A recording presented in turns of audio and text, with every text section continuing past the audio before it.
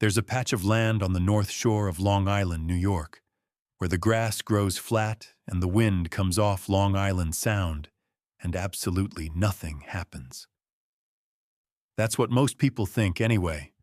A forgotten field, a decommissioned nowhere, a place that blips past the window of the Long Island Railroad and registers as nothing. Just scrub trees and chain-link fence and the vague, forgettable outline of a large building half hidden by vegetation. If you asked 1,000 New Yorkers what Shoreham, New York was, 990 of them would stare at you blankly. The other 10 might say, "Wasn't there a nuclear plant out there? Didn't they build it and then close it? Something like that? Something like that." Here is the truth.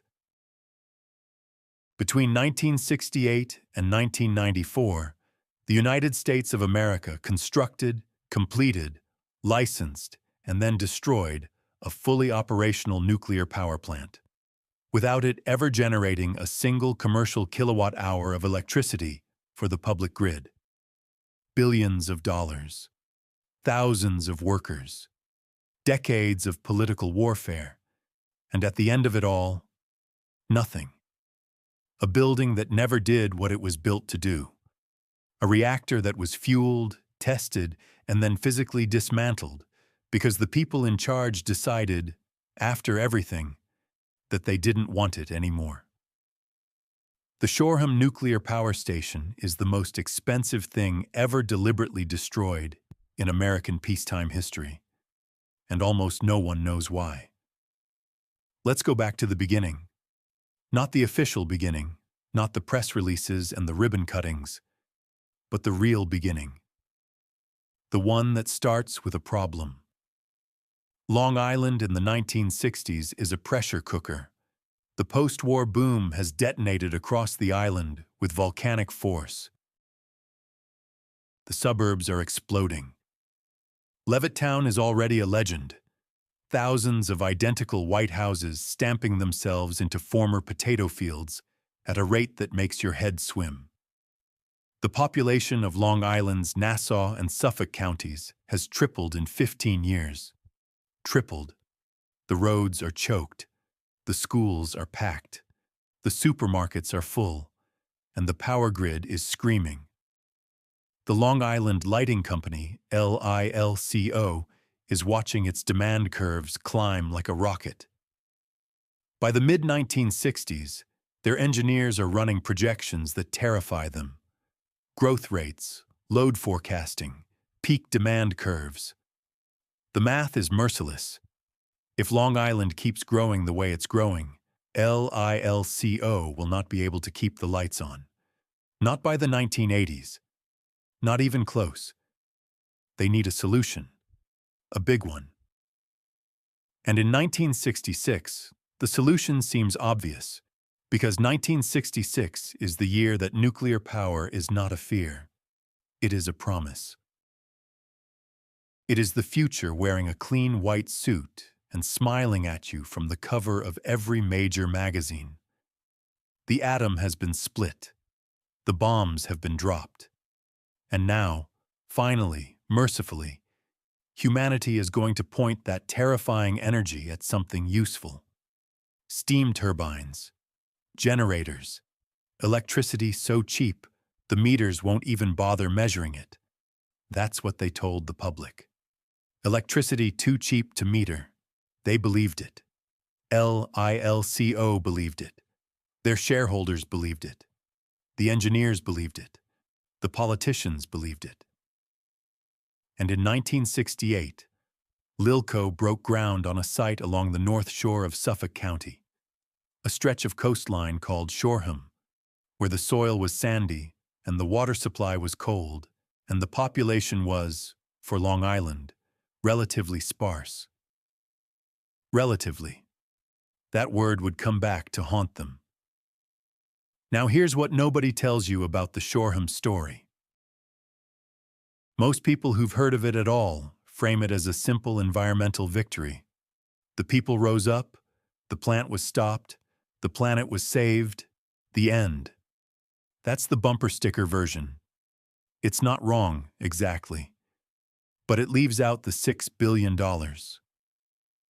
It leaves out the corruption. It leaves out the rate hikes so savage that Long Island families were choosing between groceries and electricity for decades afterward. It leaves out the political vendettas, the backroom deals, the governor who turned a technical dispute into a crusade.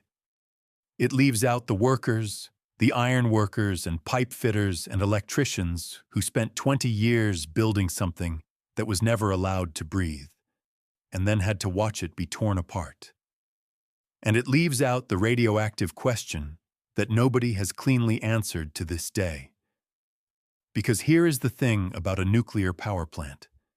Even one that never really ran. Even one that only conducted low-power testing. Even one that was safely decommissioned, according to the official record. It still happened. The fuel was still there. The reactor was still activated. The contamination, however limited, however contained, was still real. And when you take a billion-dollar machine built to last 40 years and you demolish it in 6, some of what was inside doesn't just disappear. It goes somewhere. And where it went, and what it left behind, is a story that Long Island has spent 30 years trying not to think about. The character spine of this story is arrogance, not stupidity, not malice exactly, though there will be plenty of both. Arrogance. The specific, blinding arrogance of institutions that believe their own projections.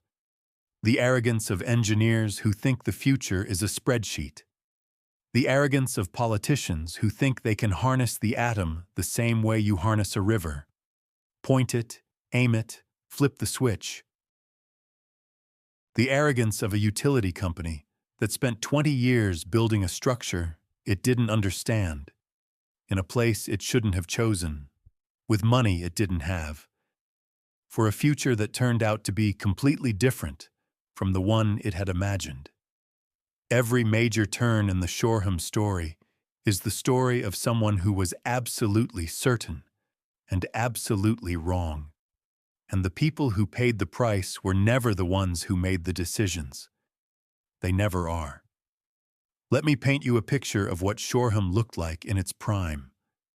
Not the decaying hulk it would become, but the construction site at its peak, somewhere in the mid to late 1970s, when the full scale of the project was becoming undeniable. Imagine a construction site the size of a small town. The main containment building, the iconic dome, the unmistakable silhouette of a nuclear power plant, rises against the Long Island sky like something from a science fiction film. It is massive in a way that photographs don't quite capture. The dome alone is 145 feet high. The walls of the containment structure are 4 feet of reinforced concrete, dense enough to stop a runaway train. Inside those walls sits the reactor vessel itself, a steel pressure vessel 10 inches thick, capable of withstanding temperatures and pressures that would destroy almost any other material on Earth. Around the containment building sprawls a campus of auxiliary structures. The turbine building, where the steam from the reactor would be converted into electricity.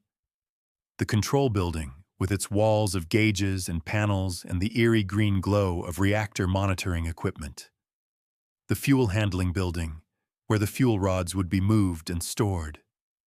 The diesel generator building. The emergency feedwater building. The rad waste building. There are miles of pipe. Hundreds of miles of electrical cable. Thousands of individual systems, each one engineered and re-engineered to meet specifications that grow more demanding with every passing year. Because the regulations are changing. The Nuclear Regulatory Commission, the NRC, keeps revising its safety requirements, and every revision means more work, more material, more time, more money. More money. always more money. And here is where the first shadow falls across the Shoreham story. LILCO's original estimate for the Shoreham plant, prepared in the late 1960s, was approximately $75 million. $75 million. That is what they told their investors, their regulators, and the people of Long Island. A 100-megawatt plant, later scaled up to 800 megawatts, for $75 million online by 1973. By 1983, the cost estimate had risen to $4.5 billion. By 1984, it was approaching $5 billion. By the time the plant finally received its low-power operating license in 1985, the total cost had surpassed $6 billion. $6 billion. For a plant that was supposed to cost $75 million. That is an 8,000% cost overrun. Let that land for a moment. 8,000%. There is almost no parallel for this in American industrial history.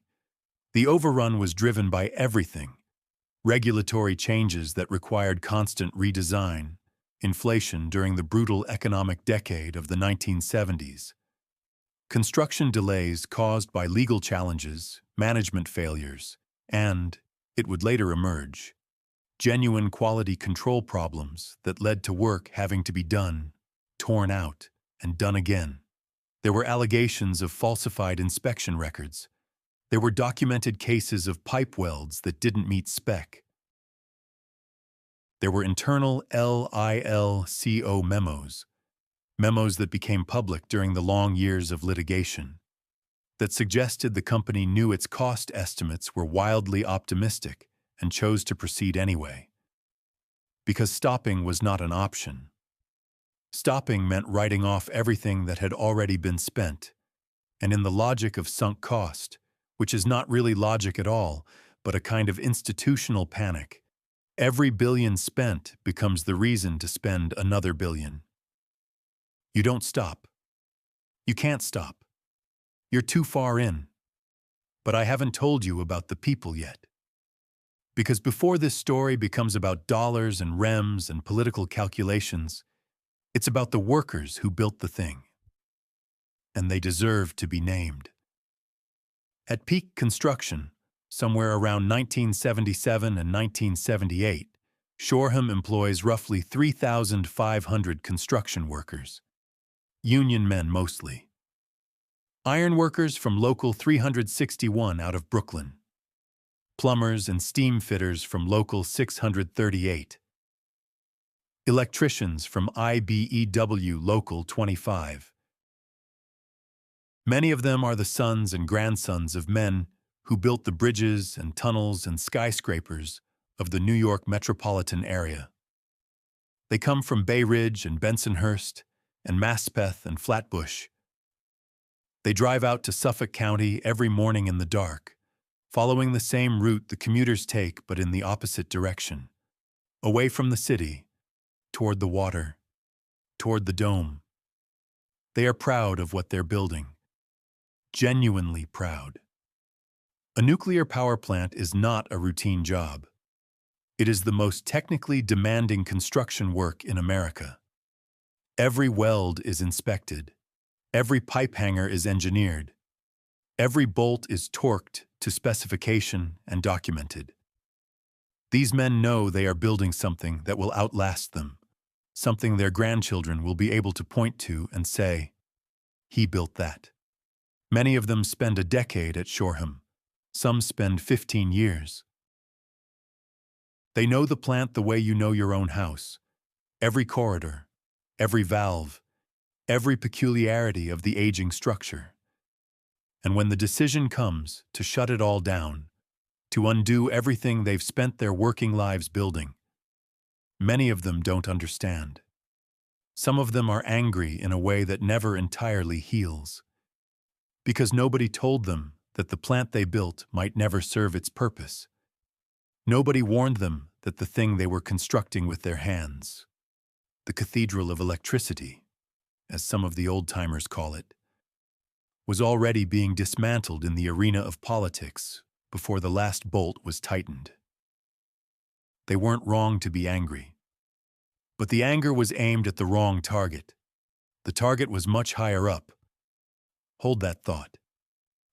Because what we need to understand next, before we get to the political war that tore this plant apart, is why Long Island was the worst possible place to build it in the first place. And that is a geography lesson that LILCO's planners somehow managed to miss entirely. Long Island is a long, narrow strip of land, roughly 118 miles from end to end, never more than 23 miles wide, pointing east-northeast from the tip of Manhattan into the Atlantic Ocean. It is bounded on the north by Long Island Sound, on the south by the Atlantic, and on the west by New York City. There are two ends: the dense suburban western end, home to millions of people in Nassau County, and the increasingly rural eastern end, home to farms and vineyards and the famous Hamptons. There are almost no roads going east to west across the island's midsection. There is no bridge or tunnel connecting Long Island to Connecticut or Rhode Island on its northern shore. The main road out of Long Island, the only way to evacuate by car without going through New York City, is the Long Island Expressway, a road so legendarily congested that locals call it the world's largest parking lot. If something went wrong at Shoreham, if there was a reactor accident, a meltdown, the kind of event that requires the evacuation of a large area, the roughly 800,000 people living within the emergency planning zone would need to leave, by car, in an orderly fashion, along roads that could not handle normal rush-hour traffic, let alone a mass evacuation under crisis conditions. This was not a secret. This was not new information. The geography of Long Island had not changed since the Ice Age deposited it there as a terminal moraine of a retreating glacier. You could look at a map in 1965, or 1935, or 1900, and see exactly what the problem was. And yet, they chose this site. Arrogance.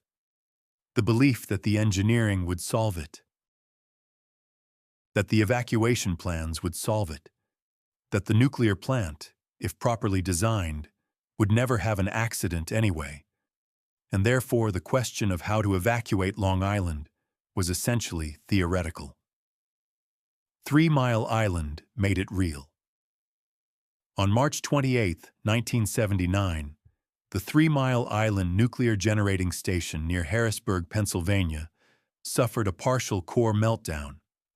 A combination of equipment failure, design deficiency, and operator error led to the worst nuclear accident in American history to that point. The reactor core was partially damaged. Radioactive gases were released. More than 100,000 people voluntarily evacuated the surrounding area. No one died directly. The long-term health effects remain disputed to this day. But 3 Mile Island didn't need to kill anyone to change everything. It changed everything. Before 3 Mile Island, the anti-nuclear movement in the United States was a real but manageable political force. After 3 Mile Island, it was a wave that broke directly over Shoreham, because here was a nuclear power plant under construction on an island with no evacuation routes, in a state whose governor had just watched another state nearly evacuate its capital city. The politics of Shoreham were already complicated in 1979. After 3 Mile Island, they became a war. And the man who would lead that war, the man whose face you need to remember from this point forward, was not yet governor of New York. But he would be. Part 2. The engine, rise and the machinery of opposition. Mario Cuomo becomes governor of New York in January 1983.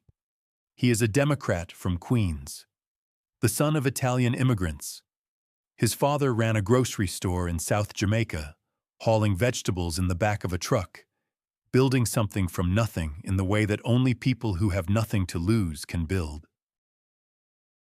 Cuomo is brilliant, combative, operatic in his rhetoric, and possessed of a political instinct so sharp it sometimes looks like cruelty.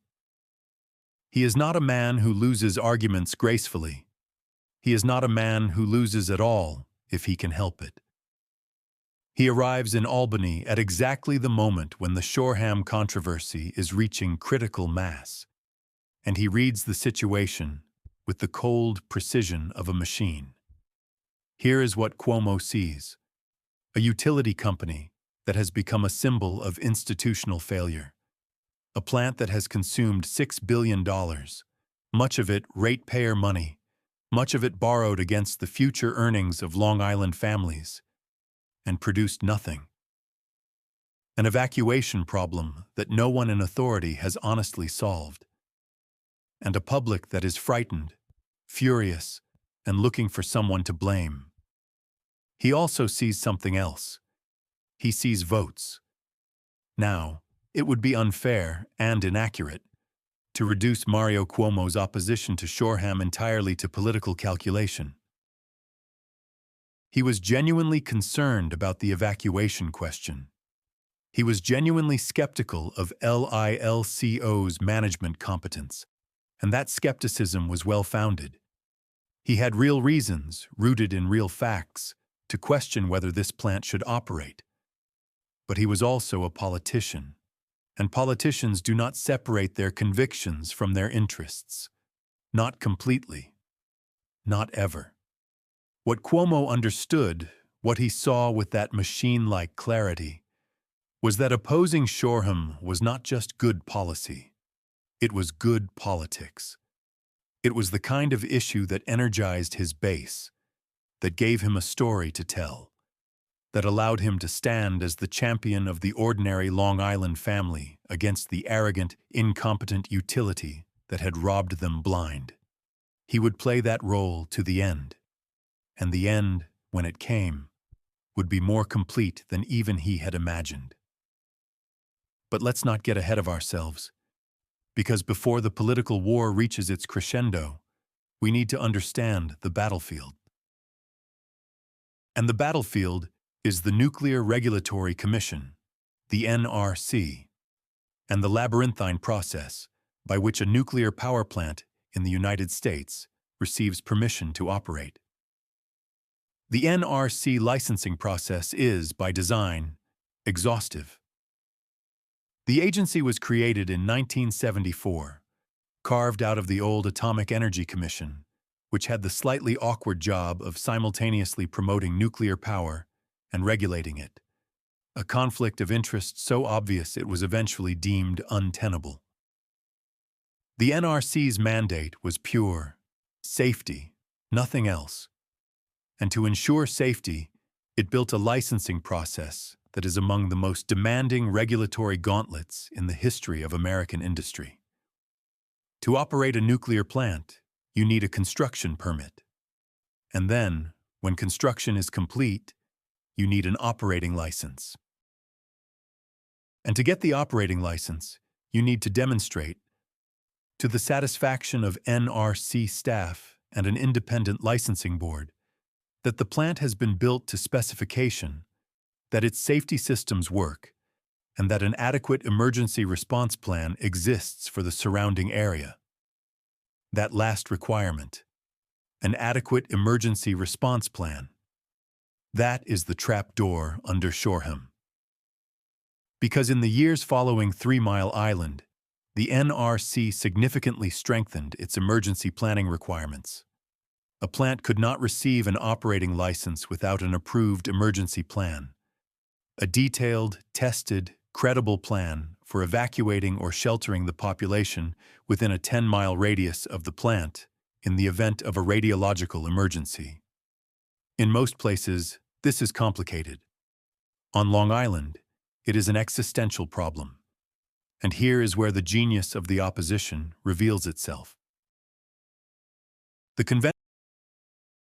This is not. It envisions an orderly, sequential evacuation of a region whose roads seize up during a summer weekend. The NRC's own staff has serious reservations.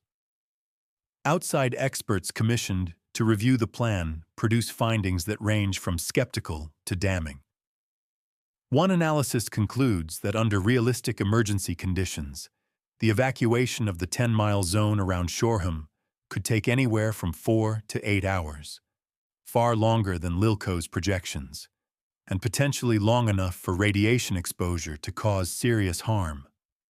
LILCO presses forward anyway, because they have no choice. They have $6 billion sunk into the ground, and the only way they ever see any of it again is if the plant operates. Now here's what nobody tells you about the economics of Shoreham. The $6 billion figure gets cited constantly, and it should. It is staggering. But the number that matters more, the number that shaped the daily lives of actual Long Island families, is this: 30%. That is approximately how much LILCO needed to raise residential electricity rates to begin recovering the cost of Shoreham. 30%. In one hit. For a family already paying some of the highest electricity rates in the continental United States, Long Island's geography, its dense population, its lack of access to cheap hydroelectric power, all conspired to make its electricity costs punishing. A 30% rate increase was not an abstraction. It was a choice between heating your house and paying your mortgage. It was cutting back on groceries. It was the bitter arithmetic of a household budget squeezed from both ends. And this had already been happening. Even as Shoreham was still under construction, LILCO had been raising rates to service its debt. Between 1974 and 1984, LILCO's residential rates increased by more than 300%. 300%. The plant hadn't generated a single watt for the public grid, and Long Island families were already paying for it, in every electric bill, every month, for a decade. The anger this generated was not abstract either. It was the specific, grinding anger of people who feel trapped, who feel that a decision made by men in suits in a boardroom has reached into their kitchen and stolen from their table, who feel that the system, the regulatory system, the political system, the corporate system, has failed them in the most personal and material way possible. This anger becomes the fuel that feeds the opposition, and the opposition is extraordinarily well organized. Let's talk about the Shoreham opposition, because it is one of the most sophisticated grassroots, and not so grassroots, campaigns in American environmental history. At the center of it is a group called the Shoreham Opponents Coalition, later the Standing for Truth About Radiation, or STAR. These are not fringe activists.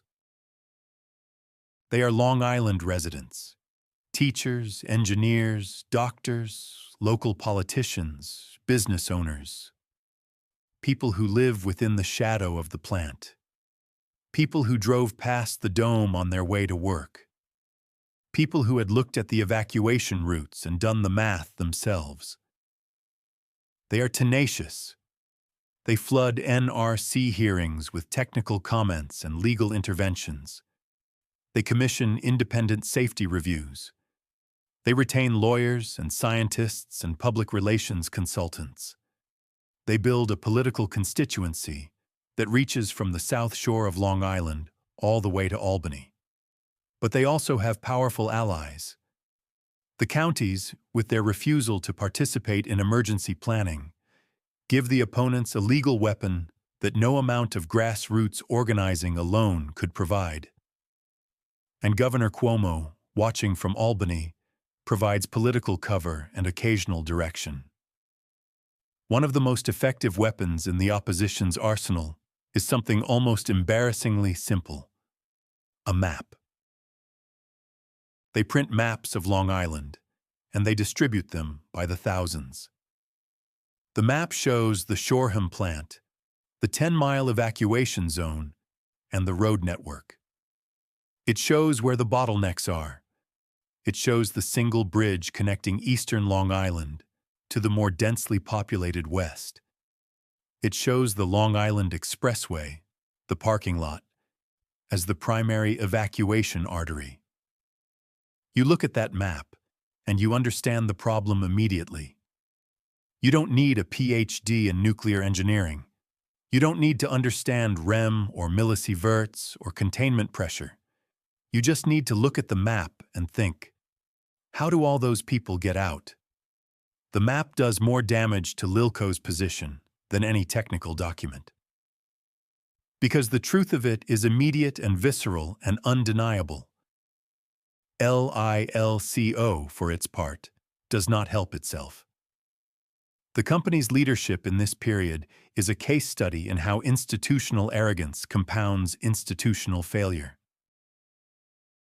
Time and again, LILCO's executives make decisions that are technically defensible but politically catastrophic. They insist on proceeding with their unilateral evacuation plan while publicly dismissing the county's objections as politically motivated. They take rate increase requests to the Public Service Commission with the confidence of men who believe the system is on their side and are repeatedly blindsided when it isn't. They speak in the language of engineering and economics, while the opposition speaks in the language of fear and family. The LILCO Board of Directors is not full of villains. That would be too simple. It is full of men, and they are almost entirely men, who have spent their careers inside a system that rewarded a certain kind of thinking. Systematic thinking, long-range thinking. The kind of thinking that looks at demand curves and load forecasts and says, we need more power, and nuclear is the answer. And therefore we will build nuclear, and the opposition will eventually be overcome by facts and time. They are not wrong about the demand. Long Island genuinely needs power. They are not wrong about nuclear technology in the abstract. A well-run nuclear plant is a reliable, low-carbon source of baseload electricity. They are wrong about almost everything else: the site, the cost projections, the regulatory environment, the political landscape, the psychology of the communities they serve. And they are catastrophically wrong about time. Because the one thing that LILCO does not have, the one thing that the $6 billion cannot buy, is time. On April 26, 1986, Unit 4 of the Chernobyl nuclear power plant in the Ukrainian Soviet Socialist Republic explodes. The explosion is not a nuclear detonation, not a bomb. It is a steam explosion followed by a fire, triggered by a reactor design flaw and a catastrophically mishandled safety test. The graphite moderator catches fire. The reactor core is destroyed. 2 workers die in the initial explosion. 28 more will die from acute radiation syndrome in the weeks that follow. Hundreds of thousands of people are evacuated. The city of Pripyat, a town of 50,000 people built specifically to house the plant's workers, is abandoned overnight and remains abandoned to this day. The fallout, literal and figurative, reaches across Europe. Radiation is detected in Sweden, Finland, Poland, Germany, France. The exclusion zone around the plant, 30 kilometers in all directions, becomes a dead zone that will not be safe for meaningful habitation for centuries. Chernobyl does to the global nuclear industry what 3 Mile Island could not quite manage. It doesn't wound it. It breaks something fundamental in the public's relationship with nuclear power. It makes the risk physical, visceral, undeniable. The mushroom cloud that wasn't quite a mushroom cloud, the abandoned playgrounds, the evacuation buses at midnight, the dosimeters and the decontamination suits, and it lands in the middle of the Shoreham debate like a tactical nuclear strike. Because now the question is no longer theoretical. Now the question, what happens if something goes wrong, has an answer. The answer is Pripyat. The answer is the abandoned carousel in the amusement park that nobody is ever coming back to. The answer is children with thyroid cancer. The answer is a city that will be uninhabitable for the rest of human civilization. You cannot argue against Chernobyl with a load forecast. LILCO tries anyway. In the months following Chernobyl, LILCO doubles down. Their public statements emphasize the difference between Soviet reactor technology, the RBMK reactor, a design with no containment building, and the General Electric boiling water reactor at Shoreham, which has multiple redundant safety systems and a robust containment structure. They are right about the technical difference. The Shoreham reactor design is genuinely safer than the Chernobyl design. The comparison is not apples to apples. But nobody is listening to the technical comparison. Nobody wants to weigh containment building specifications against the image of a firefighter dying of radiation burns in a Moscow hospital. The LILCO communications team, staring at polls that show public support for Shoreham collapsing to single digits in some surveys, does something that would later be studied in crisis communications programs as a near-perfect example of how not to handle a public relations catastrophe. They commission a study. They release a report. They hold press conferences. They present data to a public that has stopped processing data and started processing fear. In a boardroom somewhere, this approach makes sense. In the real world, the world where Long Island families are looking at that map and thinking about their kids and thinking about Pripyat, it makes LILCO look like they're defending the indefensible with a PowerPoint presentation. And Mario Cuomo, watching all of this from Albany, is making calculations of his own. There is a moment in the Shoreham story, a specific documented moment, that crystallizes everything. It is 1988. LILCO has, against extraordinary odds, managed to secure a low-power operating license from the NRC. The plant has been running at 5% power, enough to conduct tests, not enough to generate commercial electricity. It has been running safely, by every technical measure. The reactor works. The systems work. The operators, trained to standards that exceed any other power plant in the country, are competent and careful. And the NRC, reviewing all of the evidence, is moving toward granting a full power license. This is the moment LILCO has been waiting for. 20 years, $6 billion, thousands of workers, hundreds of regulatory proceedings. They are almost there. And it is precisely at this moment that Governor Cuomo makes his move. He announces that New York State will purchase the Shoreham plant from LILCO and decommission it. The state will essentially pay LILCO a portion of its losses, restructure the company's debt, and in exchange, the plant will never operate at full power. The deal is not simple. The terms are disputed, litigated, renegotiated over years. But the direction is unambiguous. Shoreham will not run. The reaction from LILCO is what you'd expect from a company that has spent 20 years and $6 billion on a single project and is now being told that project will be permanently shut down. It is grief and fury and desperation, and ultimately, because they have no real choice, resignation. The reaction from the workers is something rawer and harder to categorize, because many of the men who built Shoreham, the iron workers, the pipe fitters, the electricians, are still in the area. Long Island is their home. They drive past the dome. Their kids go to school in its shadow, and they have watched, for years, as the thing they built has been turned into a political football.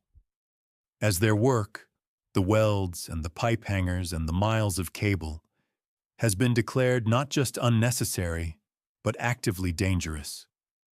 It is a peculiar kind of grief, the grief of craftsmen whose craft has been ruled void. Some of them go to work on the decommissioning, because the decommissioning is also a job, and jobs are what they do. There is a bitter irony in this, spending years carefully removing what you spent years carefully installing, that is not lost on the men doing it. Some of them talk about it in terms that sound almost philosophical. You do the job you're given. You do it right. That's all. But the job you're given is now the erasure of the job you did. And that is not nothing. But wait. Because here's where it gets dark. The decommissioning of Shoreham is presented to the public and recorded in the official histories as a success story. The plant was safely demolished. The radioactive materials were properly handled and shipped. The site was remediated. The NRC, in 1995, released the site from regulatory control, meaning it certified that the land met the standards for unrestricted use. Unrestricted use. That phrase will become important. Because what it means in practice, and what it hides in bureaucratic language, is a question that the Shoreham story has never fully resolved. The radioactive inventory of a nuclear reactor, even one that operated for less than a year at low power levels, is not trivial. The reactor vessel itself, the internal components, the activated steel, these materials contain isotopes that remain radioactive for decades, centuries, in some cases much longer. The question of where all of this material went, physically, literally, where did the atoms go, is one that the official record answers in broad strokes, but not always in satisfying detail. Some of the material was shipped to licensed low-level radioactive waste facilities. Some of it, the parts that met certain radiological criteria, was reclassified as conventional demolition waste and disposed of accordingly. That reclassification, that decision about what counts as clean enough to treat as ordinary garbage, that is where the Shoreham ghost still walks. Part 3. The machinery of dismantling. Decommissioning a nuclear power plant is not like demolishing a building. You cannot swing a wrecking ball. You cannot pile the rubble into trucks and haul it to a landfill. Every surface that the reactor touched, every pipe, every valve, every square inch of concrete within the containment structure has absorbed something. Neutron activation, radioactive contamination, the invisible signature of fission. The process of undoing all of this is called decommissioning, and it is among the most technically demanding and least publicly understood industrial processes in existence. At Shoreham, the decommissioning begins in earnest in 1992 and is declared complete in 1994. 2 years. For a plant that took 20 years to build. The speed alone should raise questions, and it does, among the people paying attention. The contractor brought in to lead the decommissioning is a firm called Brookhaven National Laboratory, working alongside LILCO's own technical staff and a network of specialized subcontractors. The work proceeds in stages. First, the spent fuel, the fuel assemblies that had been loaded into the reactor for low-power testing, is removed and placed in dry cask storage on site. This is the most radioactive material, and it is handled with corresponding care. Then comes everything else. The reactor vessel internals, the components closest to the core, the most heavily activated, are cut apart underwater in the spent fuel pool to reduce radiation exposure to workers. The pieces are packaged, surveyed, classified, The classification determines where they go, to a licensed low-level radioactive waste facility, or, if they meet the criteria for unrestricted release, somewhere else entirely. That phrase again, unrestricted release. In the regulatory framework of the early 1990s, materials from a nuclear facility can be released for unrestricted use, meaning treated as ordinary trash or scrap, if their radioactivity falls below a certain threshold. The threshold is not zero. It is a level deemed acceptable by the NRC based on dose calculations and risk models. The logic is defensible in the abstract. In practice, it means that some material from Shoreham, steel, concrete, equipment left the site without the label that would have tracked it as radioactive waste. Where did it go? Into the general waste stream, into landfills, potentially into scrap metal recycling, which means potentially into new steel products. The NRC maintains this was safe. The dose calculations support their position. But the gap between safe by regulatory standard and zero risk is a gap that critics have never been comfortable with. There is a specific controversy embedded in the Shoreham decommissioning that deserves its own moment. During the decommissioning process, workers conducting radiological surveys of the site found contamination in locations that weren't supposed to be contaminated. Groundwater samples from monitoring wells near the plant showed trace levels of tritium, a radioactive isotope of hydrogen that is a byproduct of reactor operation.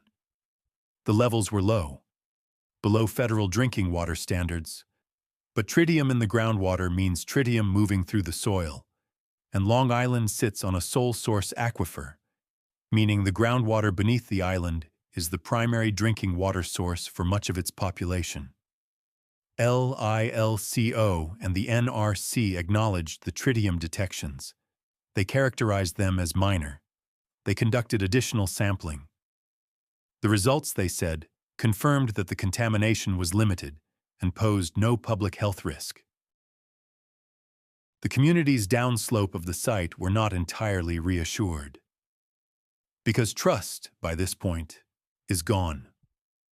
Whatever reservoir of public trust LILCO might once have had has been emptied by 20 years of cost overruns, rate hikes, and institutional arrogance. When the company says the levels are safe, the community hears something different. They hear, the levels are safe according to us. The people who told you the plant was safe. The evacuation plan was adequate, and $75 million would be enough. Fool me once. The political deal that sealed Shoreham's fate deserves a clear accounting, because it is one of the more extraordinary transactions in modern American regulatory history. In 1989, Governor Cuomo brokers an agreement between New York State and LILCO. The terms: LILCO will agree to close Shoreham permanently.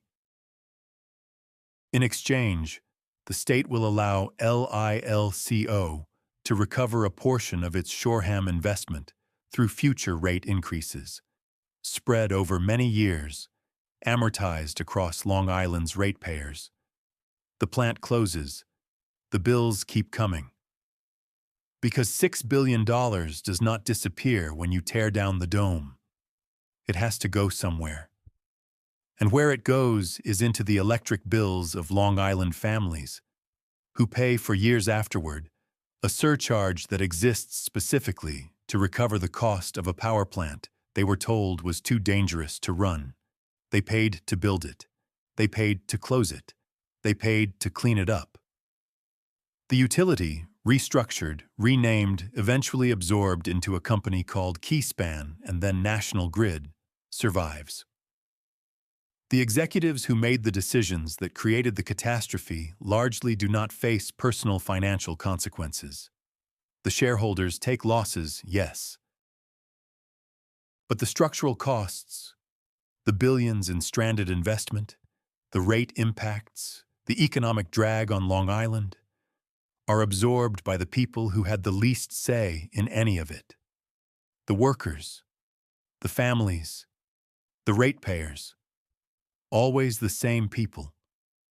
There is one more figure in the Shoreham story who deserves to be named, and his name is almost never mentioned in the official histories.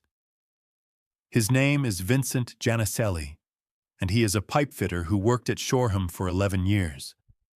He is not a historical figure in the grand sense. He did not make decisions that changed the course of events. He is one of thousands of men whose names appear in no official record, whose contribution to the Shoreham story is measured in calluses and years rather than press releases and policy documents. But he represents something essential. In interviews conducted by local journalists in the early 1990s, as the decommissioning was getting underway, Gianicelli said something that has stayed with me. He said, "I still think the plant was safe. I still think it would have worked. But I understand why people were scared. And I think what I'll remember at the end is that nobody ever really talked to us. Not LILCO, not the governor, not the protesters. They talked about the plant. They never talked to the men who built it." He is right.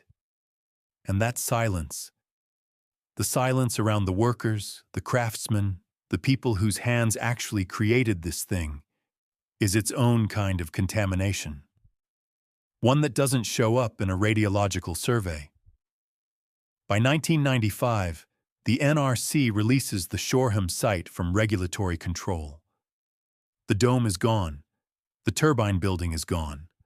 The containment structure, the control building, the miles of pipe and cable, gone. What remains is a cleared site, a set of monitoring wells, the dry cask storage facility holding the spent fuel, and a silence so complete it feels deliberate. LILCO erects a modest sign. The decommissioning is complete. The site is clean. The spent fuel, notably, is still there. It will be there for decades, waiting for a permanent repository that the United States has been promising and failing to deliver since the 1980s. Yucca Mountain, the proposed national repository in Nevada, was studied, funded, and ultimately abandoned after billions in expenditure and decades of political warfare. So the fuel sits, in concrete casks, on the shore of Long Island Sound, in a location that, technically, no longer has a nuclear power plant, in a location that is, functionally, a nuclear waste storage site, with no end date. Part 4. The Long Shadow. When the dome came down, Long Island was supposed to exhale. The fight was over. The plant was gone. The protesters had won. The utility had lost. The governor had his legacy. The official story was one of civic triumph. The people versus the corporation, and the people had prevailed. But the lights still needed to stay on. And here is the part of the Shoreham story that the triumph narrative quietly buries. Closing the plant didn't solve the energy problem. It postponed it, rerouted it, and ultimately made it more expensive. The demand that LILCO's engineers had projected back in 1966, the relentless, climbing demand of a growing, energy-hungry island, did not disappear because the opposition won. It just had to be met some other way. That other way was oil, and gas, and imported power from the mainland grid. Power that cost more. Power that was dirtier. Power that came with its own set of environmental consequences that nobody put on a protest sign. The carbon that Shoreham would never emit went up other smokestacks instead. LILCO does not survive the Shoreham disaster intact. The company that broke ground on the plant in 1968, confident, capital-rich, certain of its future, limps through the 1990s as a wounded, diminished institution. The rate increases required to service the Shoreham debt make LILCO's electricity among the most expensive in the nation.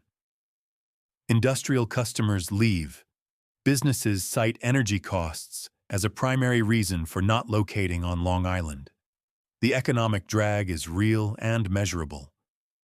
In 1998, after years of financial restructuring, LILCO is acquired by Keyspan Energy. The LILCO name disappears. The institutional memory, the boardrooms, the corporate culture, the particular brand of arrogance that built the dome, is absorbed and diluted.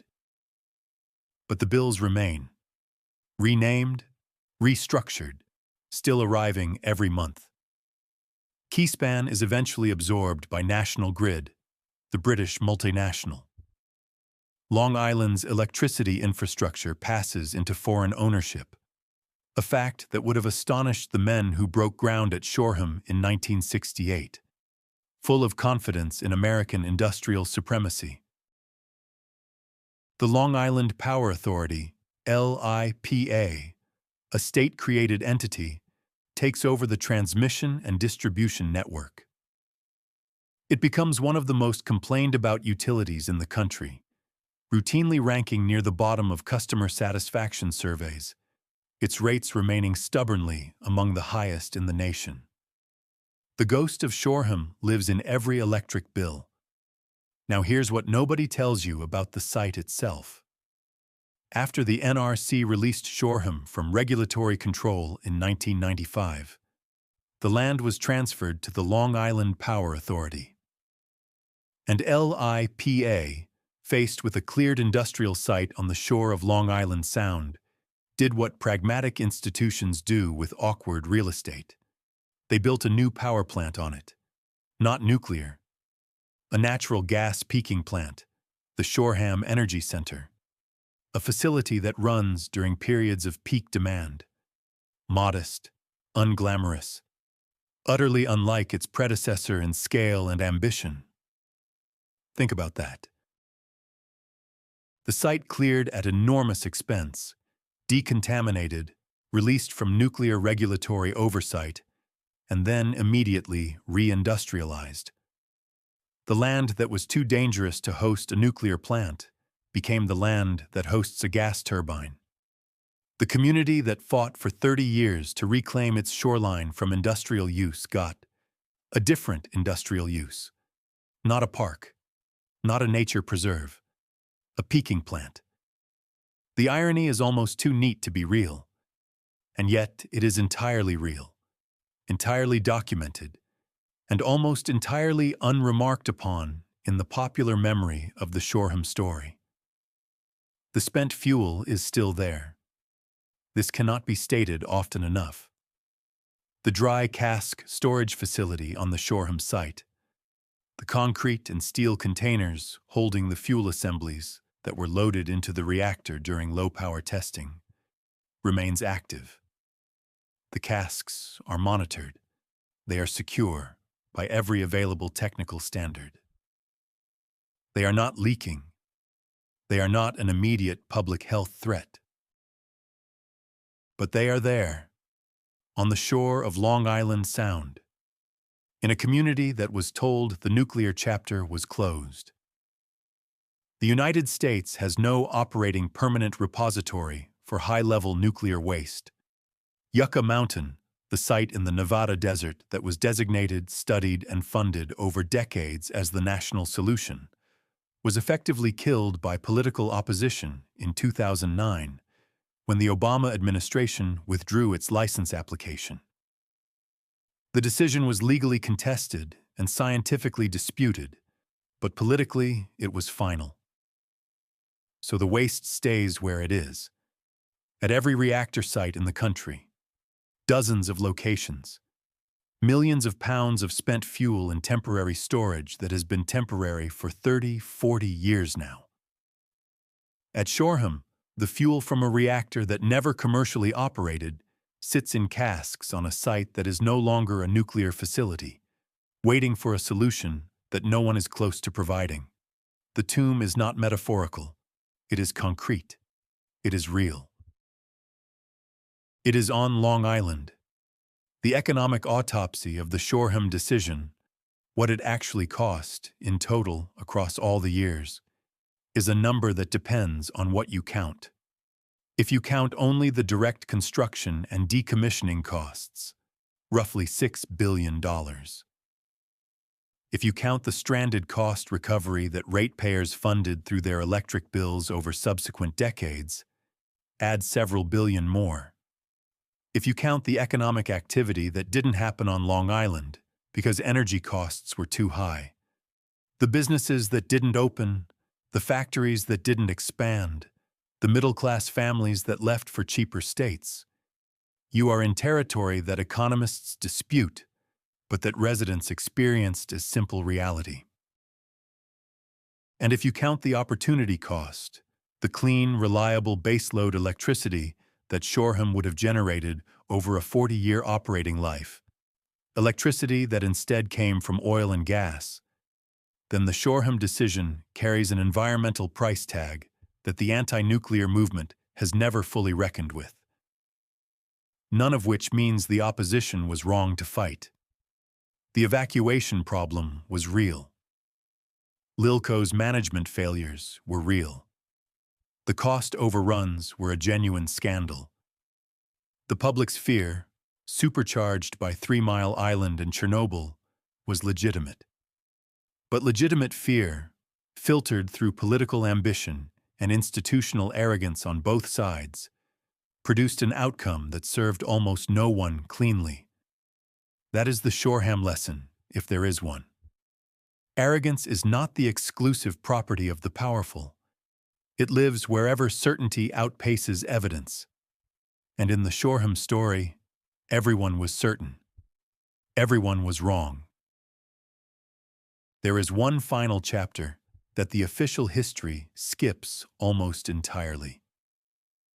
In the years after the decommissioning, a small number of scientists and environmental advocates began asking questions about the long-term radiological condition of the site. Not the dramatic questions, not meltdown, not catastrophe, but the quiet, persistent questions that are actually harder to answer. What is the baseline tritium level in the groundwater, and has it changed?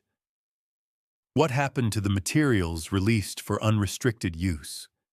Where specifically did they go? What are the radiological conditions in the sediments of Long Island Sound adjacent to the site, where cooling water was discharged during the testing period? These are not conspiracy theory questions. They are the standard questions that environmental monitoring is supposed to answer. And the answers, where they exist, are generally reassuring. Levels within acceptable ranges, no evidence of significant contamination. But within acceptable ranges, and we have checked everything thoroughly, are two different statements. And the monitoring record at Shoreham post-decommissioning has gaps, periods where sampling frequency dropped, parameters that were measured and then stopped being measured. A site that was declared clean and then, in the logic of regulatory closure, largely stopped being scrutinized. The people who live nearest to the site, the residents of Shoreham, Wading River, Rocky Point, mostly don't think about this. Life continues. The dome is gone. The fight is over. But some of them, the ones who were there for all of it, who remember the construction and the protests and the decommissioning, some of them still have questions. Questions that the official record answers in broad strokes, but not always in detail. And details, as this story has shown again and again, are where the truth actually lives. Part 5. The final irony drive out to Shoreham today. Take the Long Island Expressway east, past the suburbs thinning into strip malls, past the strip malls thinning into Pine Barrens, past the Pine Barrens opening toward the Sound. Get off at exit 68. Head north on William Floyd Parkway. Follow the road until the land flattens and the water smell hits you and the sky opens up over Long Island Sound, you will find almost nothing. A gas turbine plant behind a fence, some monitoring wells, a stretch of shoreline that looks like 1,000 other stretches of Long Island shoreline. And somewhere behind the vegetation, if you know where to look, the dry cask storage facility, squat, concrete, unremarkable, holding the fuel that nobody has come to collect. No sign explaining what happened here, no marker, no monument to the billions spent or the decades fought or the thousands of lives shaped by decisions made in this place. Just grass and wind and the sound of the water. The erasure is so complete it feels intentional.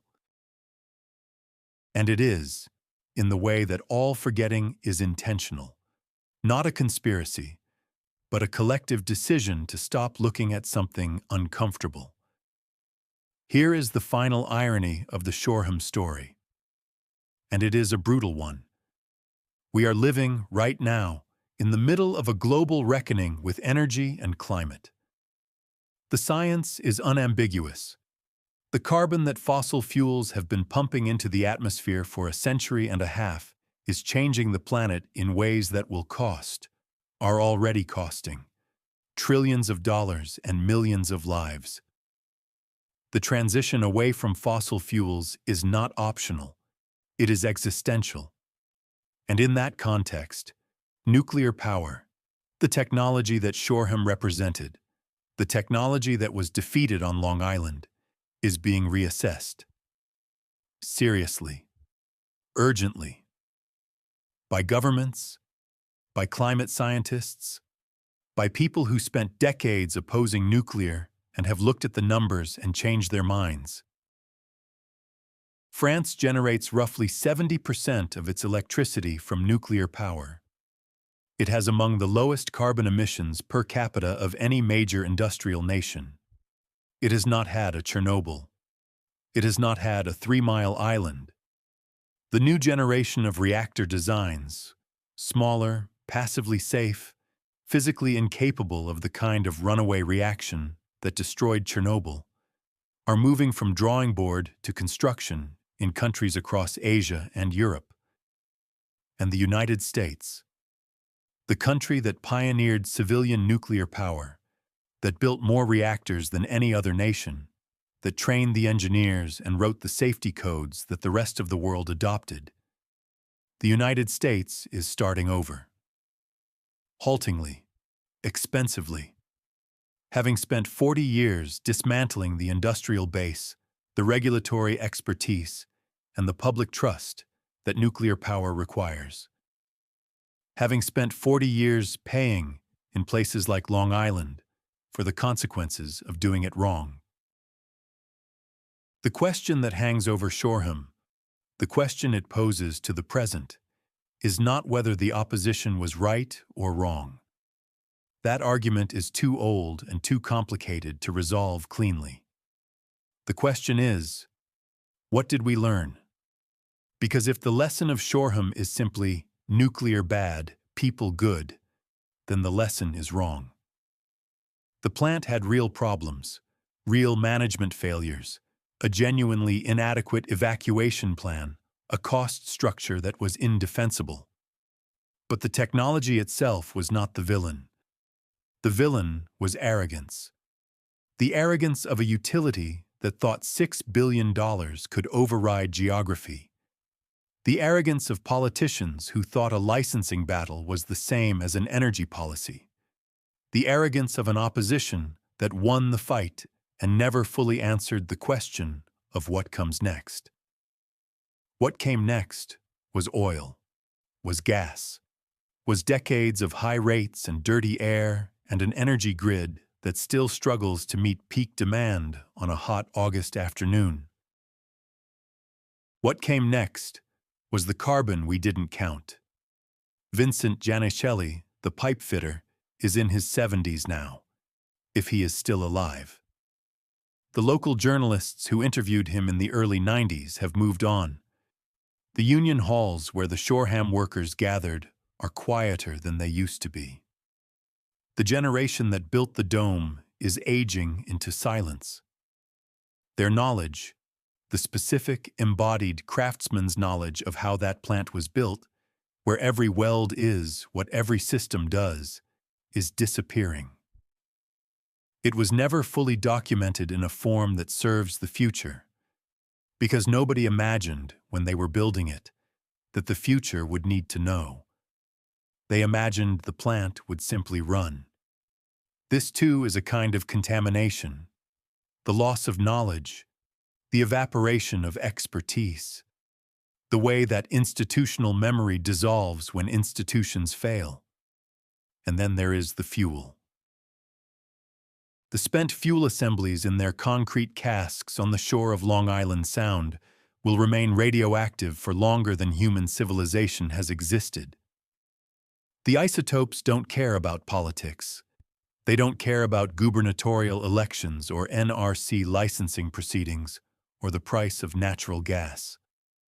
They decay at the rate physics dictates, on a timescale that makes human history look like an afternoon. Cesium-137, 30-year half-life. Strontium-90, 29 years. Plutonium-239, 24,000 years, 24,000 years. The Roman Empire rose and fell in less time than it will take for one isotope in those casks to reach half its current activity. And the casks were designed for temporary storage. 40 years, maybe 50. After that, they need to be replaced, or the fuel needs to go somewhere. Somewhere permanent, somewhere that doesn't exist yet, in a country that has been arguing about where to put it since before the casks were filled. The people who will make that decision, the decision about what to do with the Shoreham fuel, have not been born yet.